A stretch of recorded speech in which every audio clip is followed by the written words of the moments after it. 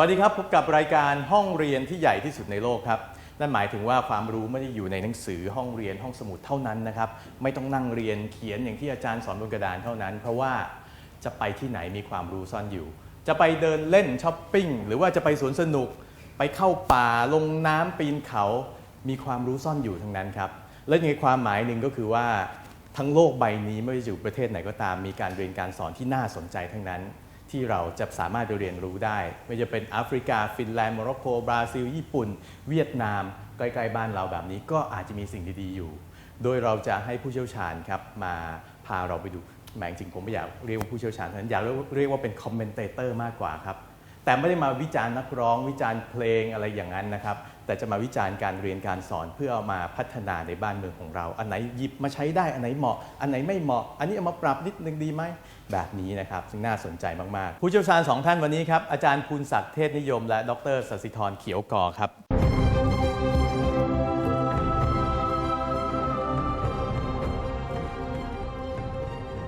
อาจารย์ภูลศักดิ์และดร.ศศิธรนั้นเชี่ยวชาญคนละด้านครับคุณผู้ชมครับอาจารย์ภูลศักดิ์นี่ด้านคณิตศาสตร์อาจารย์ศศิธรนี่ด้านวิทยาศาสตร์ครับแนะนำกันนิดนึงอาจารย์ภูลศักดิ์เทศนิยมเป็นอดีตผู้อำนวยการโรงเรียนสาธิตมศวฝ่ายมัธยมครับแล้วก็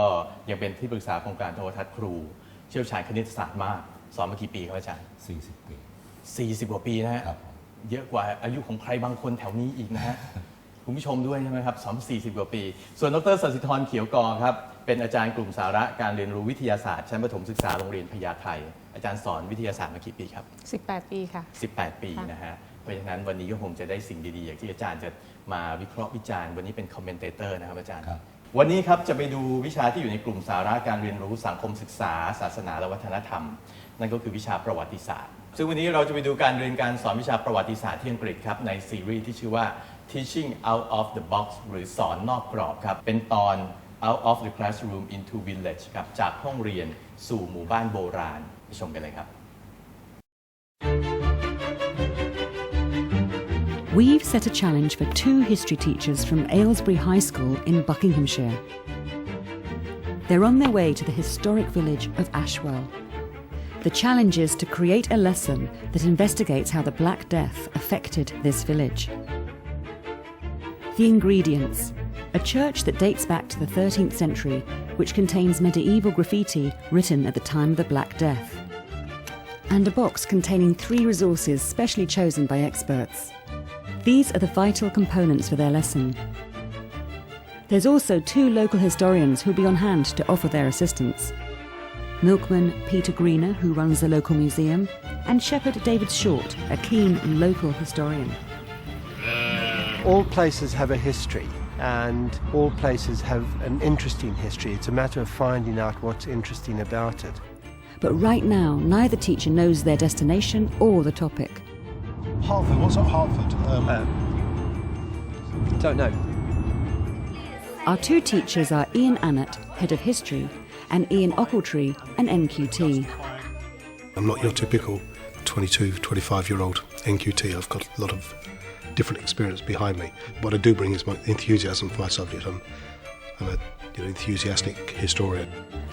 For the challenge, Head of History Ian will be coaching NQT Ian. For this experience, it was always going to be more about Ian and what he could do with that, with those objects. I mean, we work very closely together, and I forget he's an NQT. Let's hope NQT Ian gets coached well, because by 2 p.m. this afternoon, he needs to be ready to teach. OK, we've got a church plan. A series of quotes.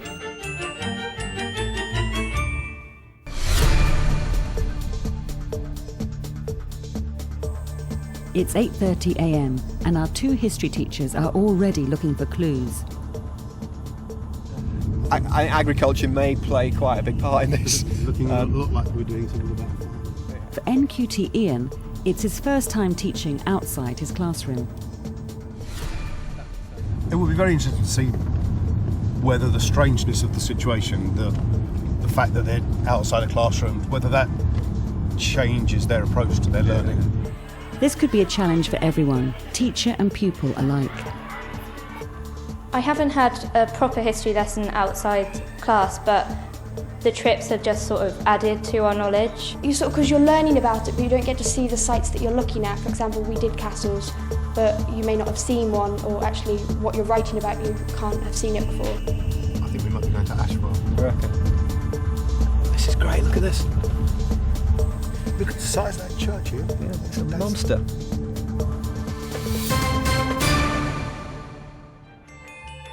First stop in Ashwell is at local historian David Short's house. We believe you can help us. Well, I hope so. Come in, thank you. Ooh, box. Yes, I've been asked to give you this key so that you can open this box. Yeah, Well,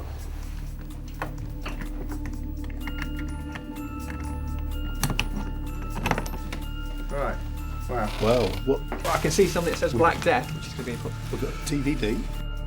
Watch me. Is there anything that says drink me? How did the Black Death affect this Ah, village? right, okay. We're assuming that the Black Death affected the village. we have some graffiti in the church. Oh, The right. church is Okay, made of fantastic. chalk and very Yeah. easy to scratch. Yeah. And there's some graffiti there referring to the Black Death of 1349-50. Right. So we know that the Black Death affected the village itself. These numbers then might refer to the location of the graffiti. Yeah, because these are columns and they'd be quite easy to access, won't they? Black Death picture. These are one of those fairly standard pictures of Yep. death visiting the ailing victim, Yes. comforted by the priest. And we have Okay. Religious dimension. and we have a series of quotes, and these are contemporaneous. These are Oh, it's Boccaccio on there. These are 14th century Yeah. quotes. We may be asking the students to find a way to use these sources Yeah. in their understanding. It's also going Or- to give them a sense of what people thought about it at the time. We've got symptoms, we've got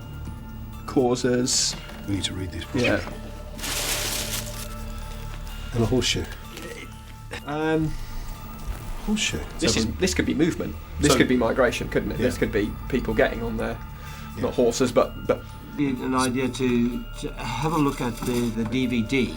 and then go on and have a look at the graffiti itself and see how it fits in. The DVD holds some vital tips from the two experts who chose the resources. The quotations and the horseshoe have come from Muriel Jeter from the Museum of London. I'm Muriel Jeter. I'm a curator here at the Museum of London. In our medieval gallery at the Museum of London, we have a big display about the Black Death. It's obviously a huge event, catastrophic event that affected Britain. The Black Death originally arrived in England, in Weymouth, in the summer of 1348. Of course, in medieval times, before the time of cars and so on, the major form of transport was on horseback. So this is why I've chosen this horseshoe, which I've chosen because it's symbolic of one of the ways in which the plague or the Black Death was spread. It was mostly spread by shipping around the coast and up rivers and so on. But one of the ways that it was also spread was via land along the roads. I mean, the effect on anywhere, a large city or a small town, would have been absolutely terrible. I mean, up to half the population could have died, and in some places more than half the population died. So if you can imagine, half of everybody you know and you see on a daily basis is just dying one by one by one, it must have been absolutely horrific. Because this is a real 14th century horseshoe, we can't actually lend it out for the programme to be used in the lesson. While we do let people handle objects, we only let them handle them in the museum with museum staff present. So for the first of the programme, you're using a modern horseshoe, which is going to be a symbol of this 14th century one. I've chosen another thing which isn't an object. It's a list of quotes, original quotes about the Black Death written by people at the time. And the reason I've chosen this is because I think it's so important to try and understand how people saw the Black Death when it was occurring. Some of them say things like, dreadful fire descended from heaven. we identify that, maybe. And caused by the sins of men. I really think it would help the children to imagine what it would be like if they were living back in 1348 and these events were happening to them.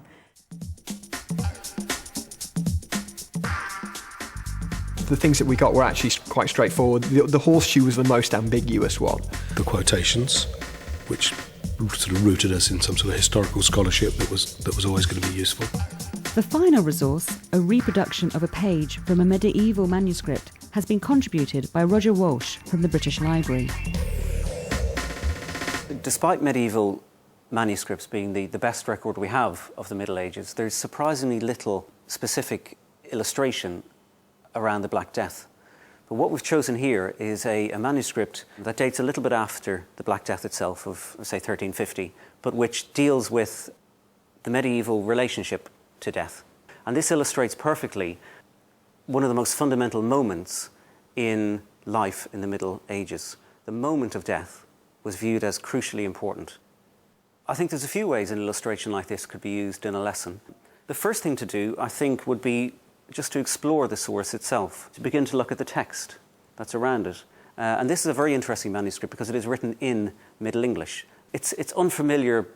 but familiar, and that's quite satisfying when you've worked it out. It's almost like decoding a puzzle in a way.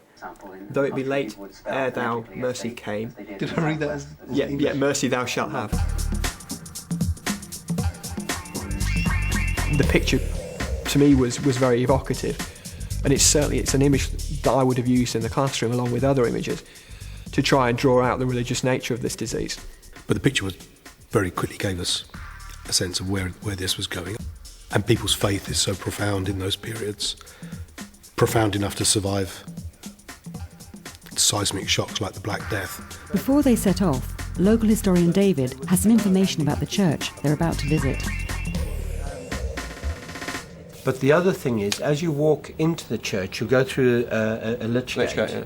and then on the left-hand side, you'll notice there's a triangle of ground there that is much higher than the rest, and there's no graves on it. Is that a plague mound? Is that a plague oral death? Tradition has it that is the plague grave. Yeah. Okay.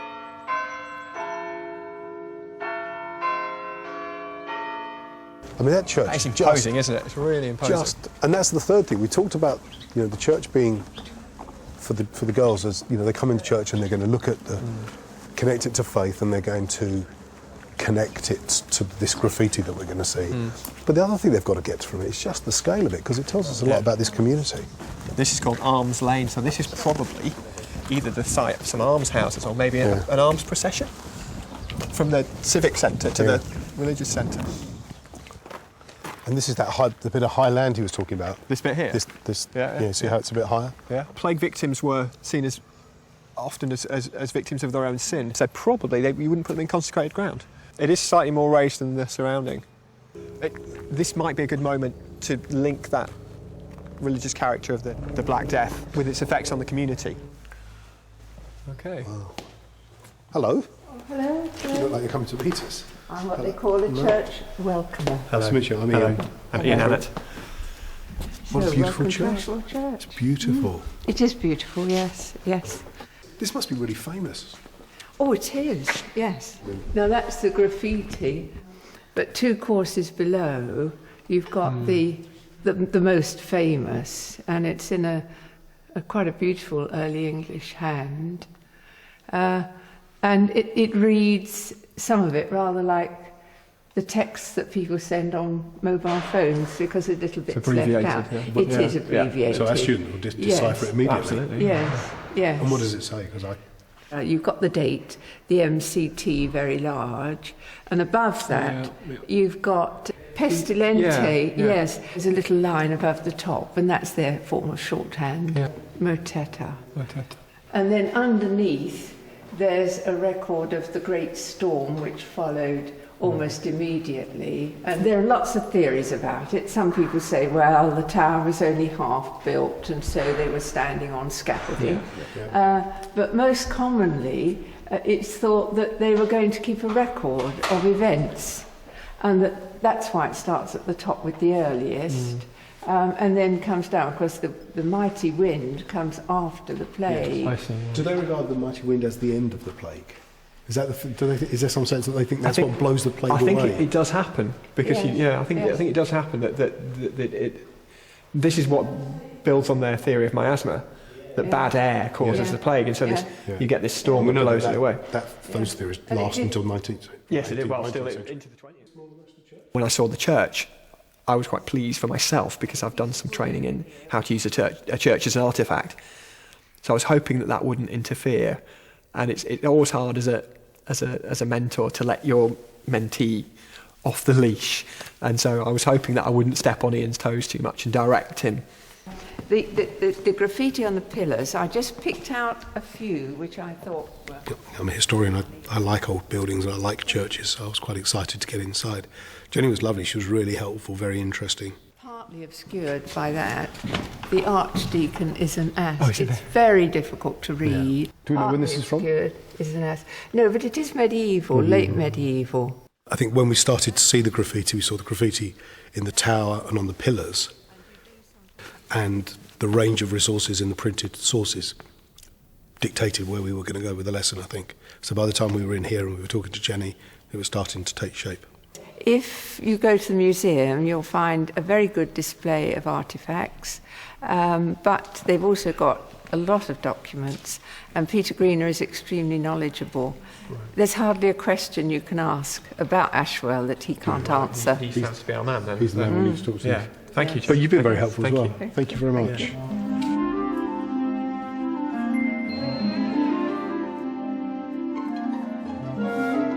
Ashwell Village Museum opened in the 1930s and is full of historic curiosities. Curator Peter Greener has a book which describes a significant incident that happened in Ashwell just before the Black Death. We have tucked away in a little book here transcripts of the court rolls of the Abbot of Westminster. The Abbot wanted to enclose a field, and the inhabitants of Ashwell were a bit incensed with this, and they pulled down all the fences and everything and did thousands of pounds worth of damage. Peter, who wrote this? Can you tell us? Well, it's a book called Stories of History, and it was made especially for teachers, I think. Right, okay. But we can trust it from I think from looking at the other stories, they're transcribed from the actual documents. Right. Okay. So we can trust it as a. And these documents are very difficult in the original. They're all in. I think they're in Latin. Yeah, well, that might be quite useful. That's what I said. Some of the people who had been quarrelling in this year were to quarrel again, and much more seriously in the next year. Peter Buttiglione was one. He was the abbot's servant. In 1349, there was a gap in the series of his court rolls. That might be quite intriguing for the girls to hear, telling them the topic. We can start with this. Yeah. This will be really useful, I think. Very.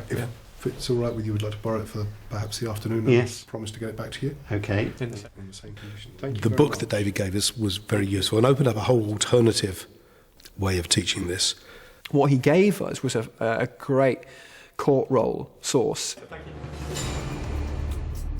Now they've got all the ingredients, and with their Year 7 pupils arriving shortly, it's time to start planning. They need to know something of what happened in this village, what the Black Death was. The place has grown up around the leavings of that event. So the graffiti and the court rolls, the place has continued and it's left as those things. And we can interpret them. So I think that's been